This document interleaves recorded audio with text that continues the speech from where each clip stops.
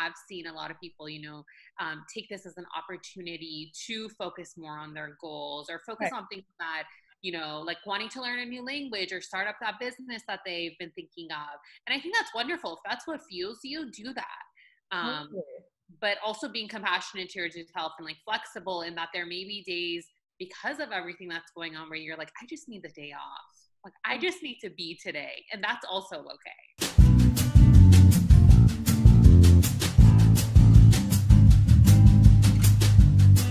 So welcome to this special edition of the Tea On, called the Tea On Live, which is in collaboration with Well World TV, a TV network that is modern and it's sharing educational and inspirational content. So I'm so excited to be doing this with them. And honestly, I feel like, first of all, my name is Jazmin Kylene to introduce, but I really love to have positive conversation and talk about things that matter on this show. And I think that the conversation we're going to have today matters the most right now, especially in this climate. So without further ado, today I'm remotely here with a Millennial Psychologist specializing in relational wellness, social anxiety, and relationships on and offline, Dr. Sheva Assar. Assar, right? I'm saying your name right? Yeah, that was great. Yeah. Perfect. So how are you doing today? Introduce yourself. I'm hi everyone. Sheva, I'm so excited to be here virtually connecting with you all. And Jazmin, I'm so excited that we're going to be having this conversation about social distancing and just what's going on in our world and like in all of our lives, really. So I'm hoping that it's going to be a helpful conversation.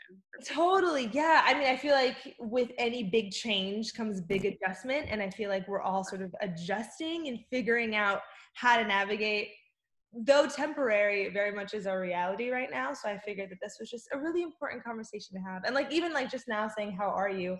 I feel like saying, how are you to people now holds such a different weight than it did before. Cause it's like, how are you doing through this? So hopefully with this conversation today, we're going to get to, help people navigate how to be well in this climate. So before we get into the questions, just to preface this, we're going to be talking about social distancing and how to maintain just a fruitive mental health that, you can sustain and keep near to you during this time when we're literally just all kind of figuring out our new normal. And I think I've been seeing people figure it out in a really beautiful way. There's been a lot of like online meditations and a lot of like group fitnesses and stuff that I think is really helping people. So I think we're in the right direction, but hopefully we can give people just some tips and tricks on how to, stay afloat, right? Yeah, no, definitely. And I think I completely agree with you. I do really feel like we're in the right direction. I've seen such a sense of community on social media yes. Ever before, and just like a lot of support. And so I'm hoping those things are helpful to people and they're going to continue. Absolutely, totally. Yeah, but definitely discussing things that will help people in this moment because adjustment can be really difficult for sure. Absolutely. And hopefully some of the things that we adapt to in like right now, I hope that maybe we can maintain them when we go back to normal, because some of them are beautiful, but we'll talk about that. Yeah, for sure. So the first question that I have for us to answer is, do you think it's better to maintain your list of goals during quarantine or allow yourself to rest? And the reason why I wanted to bring this up is because when I go on Twitter, I see people really push this like narrative of, we have this time, let's start our businesses, let's get our hobbies going, and like just this pressure to be as productive as we can. And I think there's pros and cons. So I wanted to know your take just as a psychologist on how we should navigate that. Of course. No, I think it's a really great question of, should we be setting really these strict goals and be following those, or should we just, go on the other end and just relax and enjoy the time off? Right. I think it really is a balance. I think it's a both and. I think for me, I see this as a time of, checking in with yourself and seeing, what do I need today? And it can be different every day because we're in such an uncertain time right now, and things are changing in the world hour by hour. We're getting new information. And so really taking the time to check in with yourself of like, what do I need today? Is it more structure? Do I want to, set a goal and take advantage of this time or pick up a hobby? Or is it a time to really, do something that's meaningful in a different way. Maybe it's, rejuvenating to do mindfulness or do something that you're taking care of yourself. Yeah. So I think, I think they both can be true, and every day can include a little of both. Yeah. Um, I will agree with you. I have seen a lot of people, take this as an opportunity to focus more on their goals or focus Right. on things that, like wanting to learn a new language or start up that business that they've been thinking of. And I think that's wonderful. If that's what fuels you, do that. Totally. But also being compassionate to yourself and like flexible in that there may be days because of everything that's going on where you're like, I just need the day off. Like, I just need to be today. And that's also okay. Yeah, totally. Thank you so much for saying that, because I feel like I myself needed to hear that. Because I think if you have a really productive day and then you have a day where you don't want to do anything, you kind of like keep in your mind that day where you were really productive, and you can kind of Right. be hard on yourself. So Yeah, and I think that's something that we all really experience. I think Mhm. even for myself, there are days like if I take it's hard sometimes to just do a self-care activity and really think of, okay, I'm doing this because it feels good and I know it's good for me, and still it's uncomfortable because we're used to being so productive all the time or needing to Mm. do things.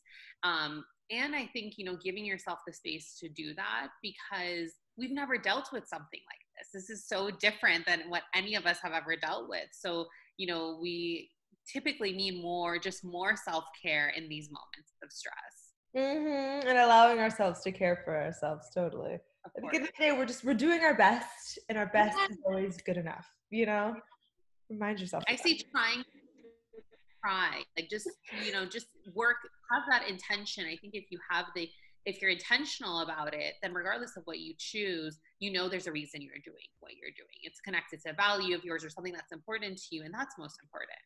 That's so beautiful. Absolutely. Intention is huge. So thank you for saying that. Definitely. And another thing I wanted to ask was about just the routines that you would suggest people have, because I have also been seeing people share, this is my quarantine routine. And while I think, of course, it's going to look different for everybody, do you think that there is something specific that we should all be sort of keeping in our routine right now? Yeah, I mean, I think I definitely the routine. I completely agree with you. I think it's a topic of conversation for many. Yeah. I feel like similar to like what I was mentioning before, of like that flexibility of checking in, like what am I needing every day, and so being flexible with your routine. So I do think it's helpful to have like a semi-structured routine, and being okay when you veer off course, quote unquote, or really Right. it's just deciding to go off course. Some Right. things that I think are helpful in general are, making sure like you're waking up at like the same time every day. You Yeah. get out, like changing out of your pajamas. Um, Yeah. deciding like if you're going to spend the whole day, for instance, Netflixing, deciding, what, today's going to be my Netflix day. So you're making that Right. decision. So I think there's still that sense of productivity, in the sense of like, I'm identifying what task I'm going to do and then following Mhm. through with that. But I think, Right. exercising, any form of like physical exercise, it could be just walking around for the day or Yeah. making sure you're eating healthy. Like those things I think are definitely need to be incorporated in our routine. I would say another piece that sort of, especially during this time, that I think is especially important is this idea of like social distancing. For a lot of us, it's translated into emotional distancing, but I think it's so important for us to stay still emotionally connected. So more than ever, incorporating that into our routine of like, okay, what is one thing I can do today to stay connected to people that I want to stay connected to, right? So Huge. FaceTime, whatever it is, but identifying that, I think can help alleviate some of the stress of just being in isolation or doing a lot more things by Huge. yourself. Absolutely. It's crazy because I feel like the quality of the conversations that I've had with people lately has been deeper, Mm-hmm. which is really insane because we're social distancing. But through all of the FaceTime, because usually in my normal life, I wasn't really one to FaceTime or answer calls. I was like, I'll see you when I see you.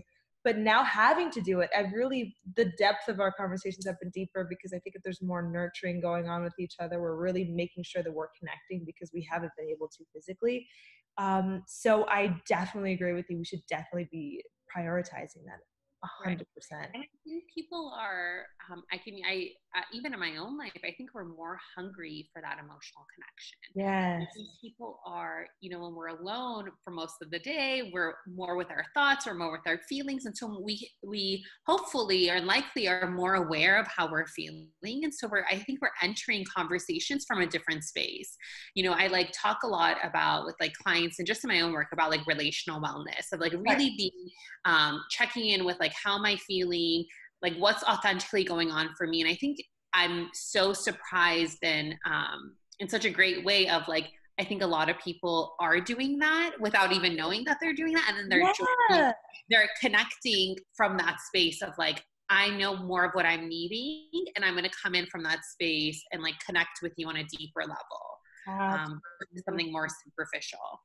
Absolutely. I think in this time being still, we've been able to kind of hear ourselves a bit more and Yeah, a definitely. bit more, which is awesome. Yeah. My meditations have been like way deeper than ever recently, just because I think everything around me is quiet. So silver linings, right? Exactly. And I think, like with that, like those are the positives that we're talking about, where a lot of people are more aware, but like it also can be really, and is for many, incredibly difficult. Like if you have pre-existing mental health concerns or just, find lifestyle changes, financial constraints, feeling, down and anxious, I think those things are also coming up. And so like going back to your initial question of the routine, more than ever, I think it's important for us to still remain connected.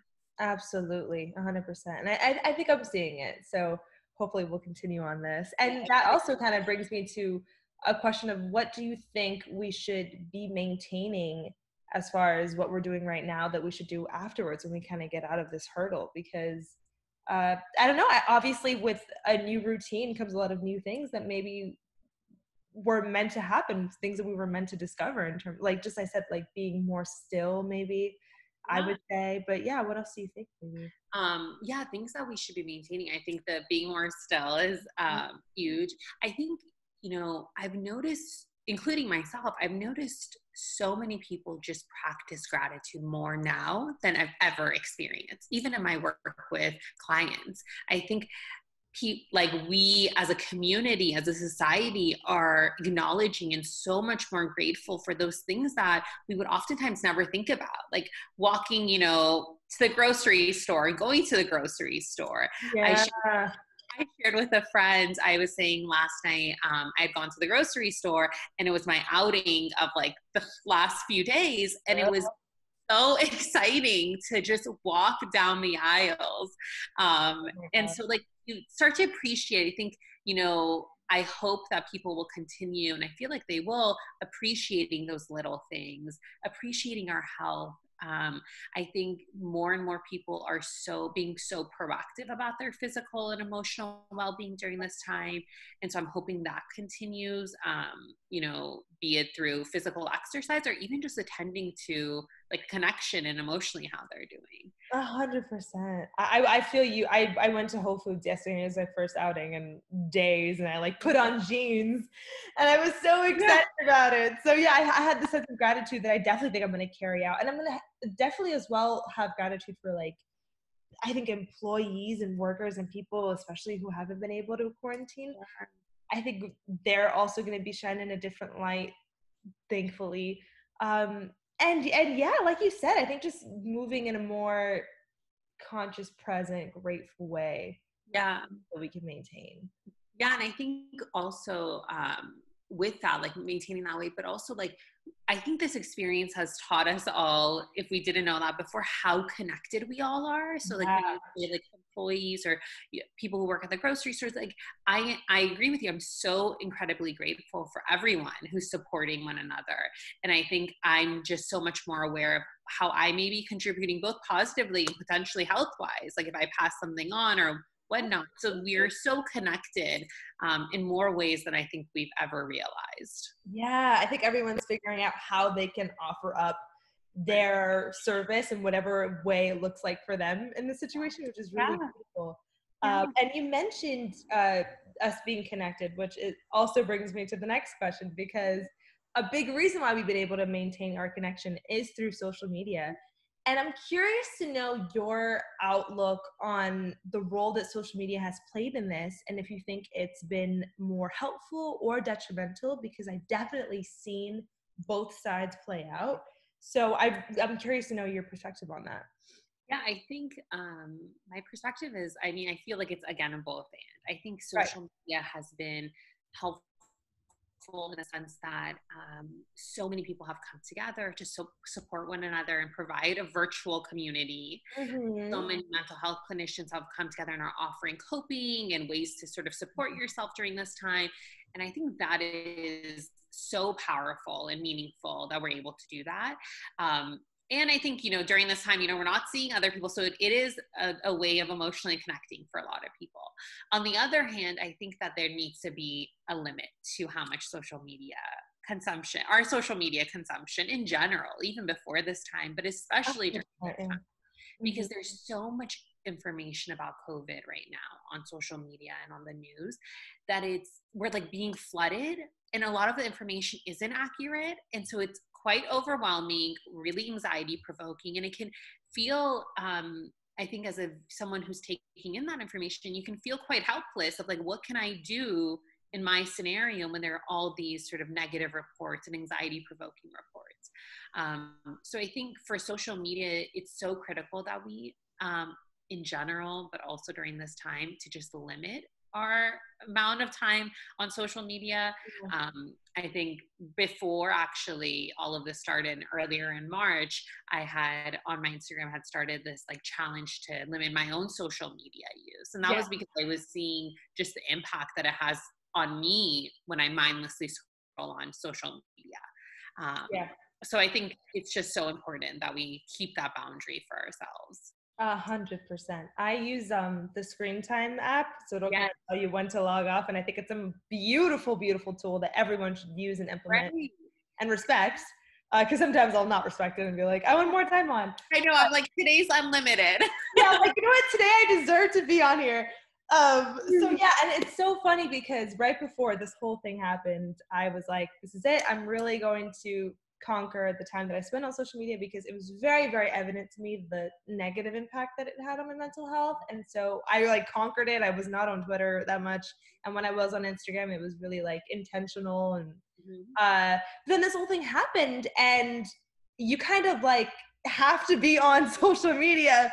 And it served a beautiful purpose. It's been able to, it's given me opportunities to like do like these online classes and to talk to people. And even the memes have been so helpful and just like a laughable distraction to everything that's going on. But it's also very clear to me that so much of it is fear-based, and that a lot of, numbers and statistics are very triggering. So yeah, it's really imperative, I think, that people find the balance and that they monitor what it is that they're consuming as far as social media goes, because it can really tip you over. No, definitely tip you over. And I feel like it's there's so much that we can't control right now. And social media sometimes can feel like we can't control the posts that we're seeing or that are coming. And so like trying to take little steps to do things that will help us, because I think a lot of times people don't realize the impact of like seeing 5 posts about COVID and how much that may impact their level of anxiety or sense of feeling helpless in that situation.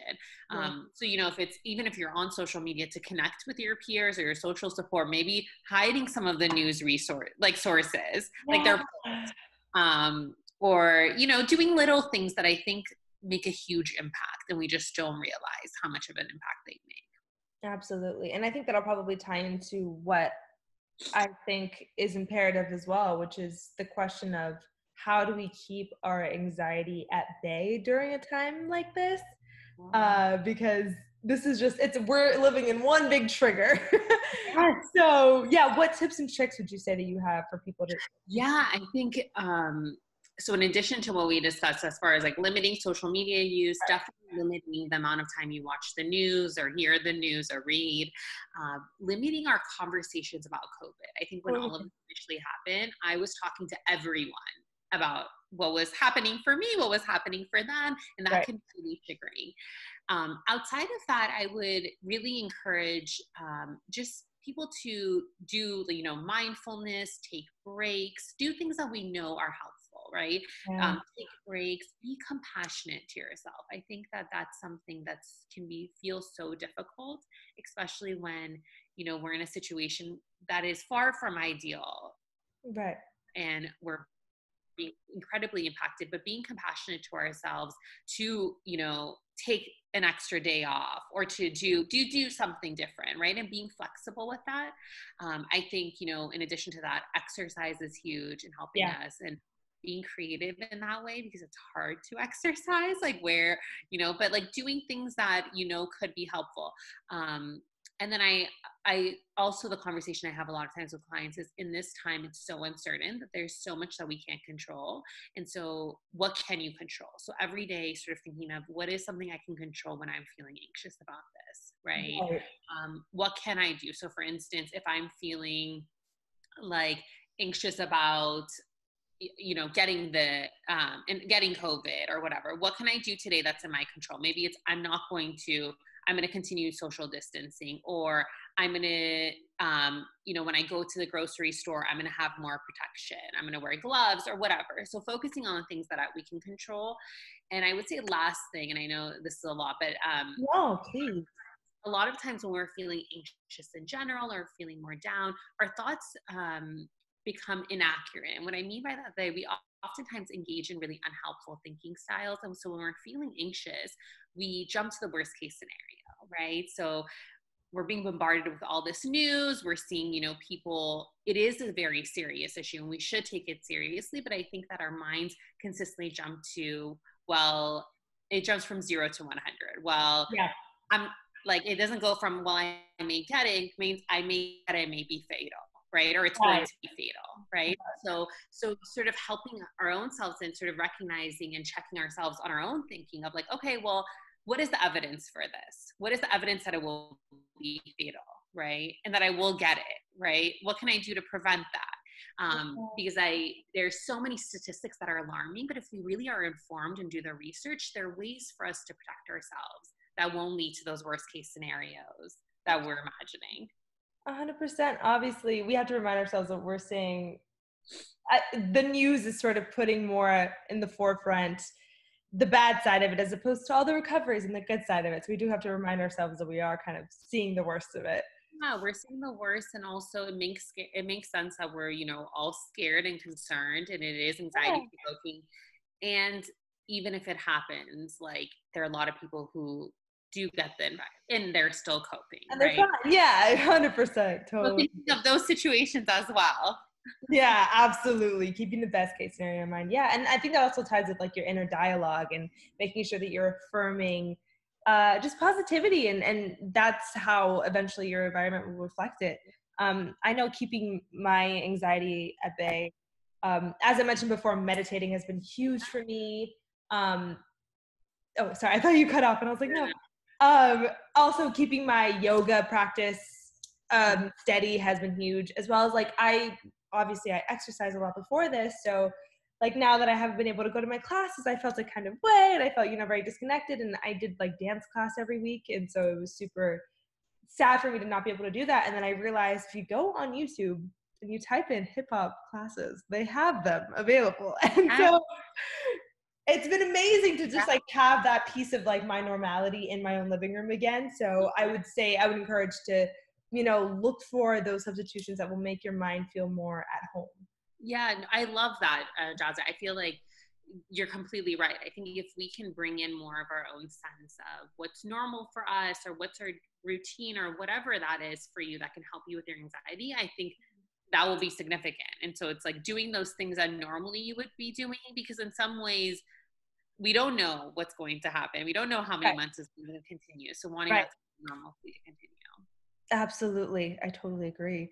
And I know a lot of people are more susceptible to anxieties, and there are people who are more empathetic, people who are more sensitive. So I wanted just to ask specifically for people who are empathetic and do tend to absorb negativity and just things that will maybe kind of make them spiral. Just if there's anything specific, and maybe it's the same exact advice, but if there's anything specific for people who maybe do struggle more with being able to like protect themselves in that manner. Yeah, of course. I think for people who are more empathetic or more sensitive and they take in just like they go into a room and they take in that energy, I Right. think it's so important to sort of set boundaries, right? So that Mhm. is so incredibly hard. And it's Yeah. so important. But setting boundaries, because I think oftentimes when you are more sensitive, you Mhm. may be in the role of taking care more of others and wanting to be there for others, and at times at the expense of your own self.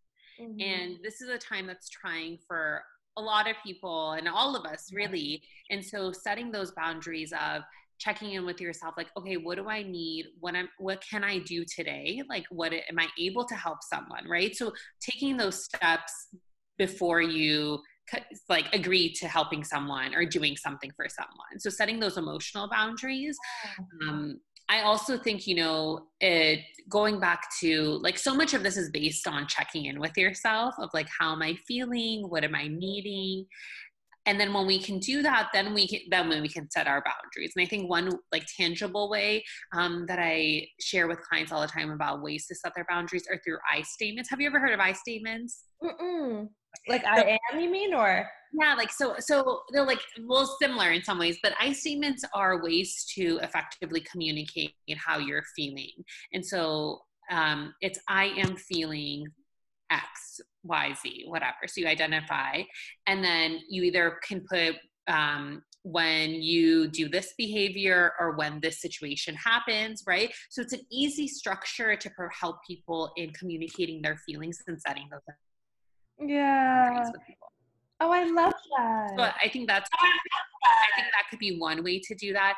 I also think we talked about self-compassion, but I think especially with this group, it's so incredibly important to be self-compassionate, because someone who's more empathetic, or what we would call like an empath, has a tendency to want to go towards other people and help them.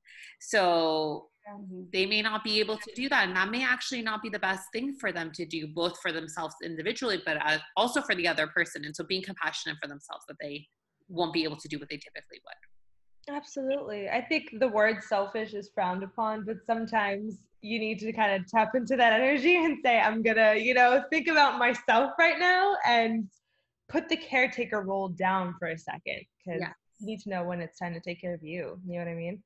Yeah, of course. And I think even with selfish, it's like, I think knowing your intention, like, why am I being quote unquote selfish? I mean, I don't see it as selfish, but like, why? And I know though that it can feel like that for many, but Right. why am I deciding to do that? Like, what is the intention behind that? And if I think we can identify the intention, it's easier for us to digest in some ways, right? If we know, like, I'm doing this because if I don't, I'm going to feel worse, or I'm going to whatever, then it makes it easier. 100%. And hopefully, to sort of tie this in with something that is positive, which obviously I think this whole conversation is a positive conversation, because at the end of the day, taking care of yourself is the best thing that you can do for yourself. You know what I mean? So it's just kind of tips and tricks on how to do it now. But how do you think, when all of this is over, how do you think we can positively shape the way that we socially interact and the way that we look in our, because obviously I think we're going to be changed for Yeah. sure, and we're going to have more gratitude and everything, but how do you think that we can take care of ourselves a bit better coming out of this, and really just, I don't know, be a society that is more self-aware and emotionally present? I It's think a loaded question, I yeah, apologize. it's a big question. I'm trying to think. So the question is, so how can we, how will we be socially changed? How can we take care of ourselves socially? I think, I, I mean, I think I agree with you. This is one of those experiences that I'm like, I don't think we'll ever return back Right, in which that's not a is a negative good thing. thing, basically, is Yeah. what I think. Yeah. Like, I don't know, it will be so impacted. And it's been such a, just powerful and life-changing experience for everyone. I think that a lot more people are going to socially engage than before.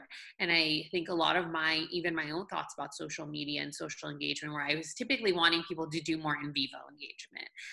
But I think now more people are feeling comfortable to have more of those deeper conversations through social media than they had before. So I think social media has, right now, provided a sense of community that I think will continue. I think more people will feel more comfortable being by themselves in general than ever before. Amazing, I think. Yeah. Yeah, being like your own companion. Like we've now had to be used to like doing things by ourselves and taking walks and doing all these things. And so I think people are going to feel more comfortable being by themselves, and they're going to actually be more aware of how they may be impacting other people, how other people may be impacting them. So maybe that could show up as like, I sometimes think about like dating apps, for instance. Right.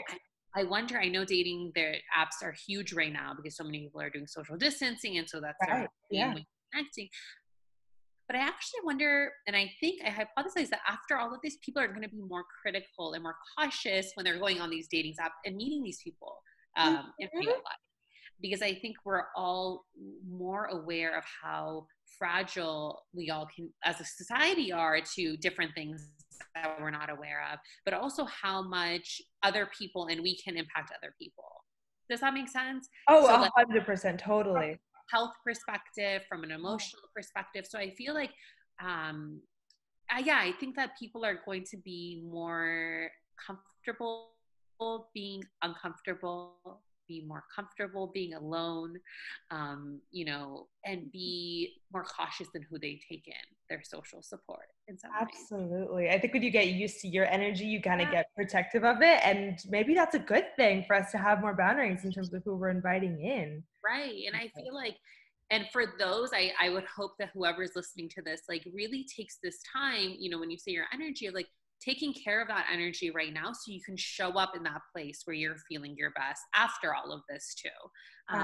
So really doing things to take care of yourself emotionally, because, you and I we've talked a lot about the positives that can come through like social distancing and some challenges. And I think that if there is someone who's really struggling, to reach out for support, to do things to take care of yourself in this moment. And the resources are there.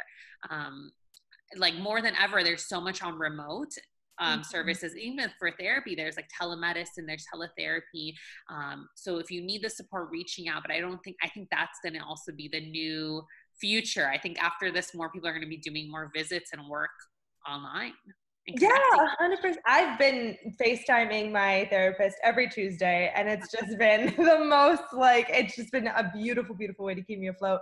And that's funny because I was going to ask you if there were any like last maybe tips and tricks that you had just on how to stay healthy, but I think that is a huge one. I think reaching out and calling your friends or calling whoever you think can help you, just even if you want to just vent or just talk about, this is why I'm frustrated today. And, yesterday I felt good and today I feel like I want this to be over. It's important that you show up for yourself and that you vocalize how you feel, I would say. Yeah, sure. I think reaching out to your support, reaching out if you're, if you're finding like, hey, it's hard for me to do day-to-day things. I'm feeling more down or more anxious than usual. Reaching out to a therapist, reaching out to someone in your community, whatever it is, but definitely reaching out. I think also keeping in mind that I feel like all of us will go through in some ways a roller coaster of emotions while social distancing. So we may be frustrated, isolated, sad, anxious, whatever it is, and sort of being, compassionate with yourself, checking in with yourself, making sure you're relationally well. Like, I know how I'm feeling. I know what I need to do, and being authentic in that, I think, is so important, because I feel like it can be life-changing. If we authentically know what we're experiencing and can express that, then it's a world of possibilities as far as what help would look like, or how our life could change. Absolutely. You're totally right. And like you said, it's going to be different every day. No path to any sort of healing or anything is linear. So you're going to go up and down. And I think it's important also to note that like everybody feels the way that you do. Like nobody is like, this is something that's so new that we're all figuring it out and we're all doing our best, and our best is always good enough. I always say that, but Yeah. And our best every day may look different. Yeah. So your best today looks different than tomorrow. And so I think keeping that in mind of like, we just striving towards that intention and taking care of ourselves. And I think that's the best we can do. That's the best we could do. Totally. Thank you so much for sitting down and talking with me from afar, because we're social distancing. Yes. And also we're in different states, which brings to please go ahead and promote everything that you want to promote, because I think anybody who has an opportunity to work with you in person once they can, if they can, should, because you are incredible. Oh, thank you so much. And thank you so much for having me here. This was, Of course. I really enjoyed just seeing you virtually and meeting with you and just having this conversation. So I am a licensed clinical psychologist. I'm here in Southern California. I specialize in relational wellness. And so I work with a lot of millennials and college students and young adults around being just more attuned to how they're feeling emotionally, what's going on for them, what they're needing, and also having relationally well and authentic connections outside. So both in your relationship with yourself, but also your relationship with other people. And I also specialize in social anxiety and self-esteem. And so if you're wanting to learn more, I just recently started also an Instagram where I'm like providing just some education about these areas and hoping to connect more virtually with people. And so my Instagram handle is Dr. Sheva. And so, yeah, if you want to reach out, follow me. I would love to connect with you more. I also have my website. It's drshevaassar.com. That goes through my list of services for individual and group therapy. Oh, incredible. You are so like well within your purpose, and you're so just good at this. So I'm sure there's nothing but success in front of you and ahead of you. So thank you so much. And for anyone's watching, I hope that you took something from this conversation that you can carry with you throughout your journey. There's a lot of power in conversation, so we need to start talking more. That's my whole purpose. As far as I'm concerned, though, you can definitely visit wellworld.tv first and foremost, as well as their Facebook. Every Sunday, I'll be doing this show.